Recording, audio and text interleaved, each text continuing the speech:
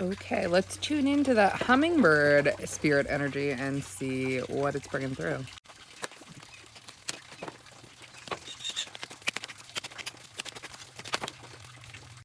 All right, so that hummingbird is saying that currently what you are working on is a bit of a challenging beginning for you. It's been hard to want to do the changes, but intuitively feel like you should be. And your guides are also very much pointing you this way. And if you've noticed, like as you've taken some of those steps that you have felt guided to take, you have actually been sort of getting like little rewards along the way, almost like checkpoints in your game of life. Your guides are really like commending you on your strength and how much you have grown and the things that you have moved past that you didn't think you ever would. Speaking of never thinking you would, the end of a difficult situation, embracing the change and allowing things to get better because you know that the universe does want to provide you gifts.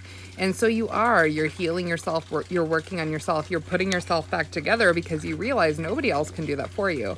Although sometimes people can be there to support you and give you some of the tools and gifts that you need to help you along, nobody can do it for you. You're the only one that can do it for yourself.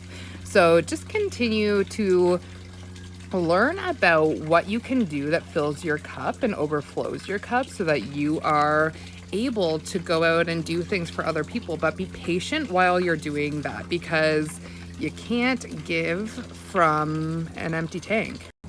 You are going to have a decision to make here. It's going to be kind of a surprise to you that two things are just going to pop out. You need to know that you are on the right path and you get to make this decision.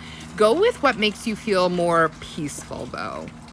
Because sometimes what we don't understand is that it's our fear speaking to us through some of those feelings that we have in our gut and in our, like when we feel nauseous sometimes, when we feel some of those ways, it is fear coming through. And things are looking up for you. You're not going to have reason to feel fearful. And so that's part of what it's saying, you know, it's like move past the old stuff because you're into calmer waters now. And I want you to try to get out of your head about feeling like things aren't going to work out in your favor. You need to keep an open heart and keep an open mind and just say to yourself, what if everything does work out for me?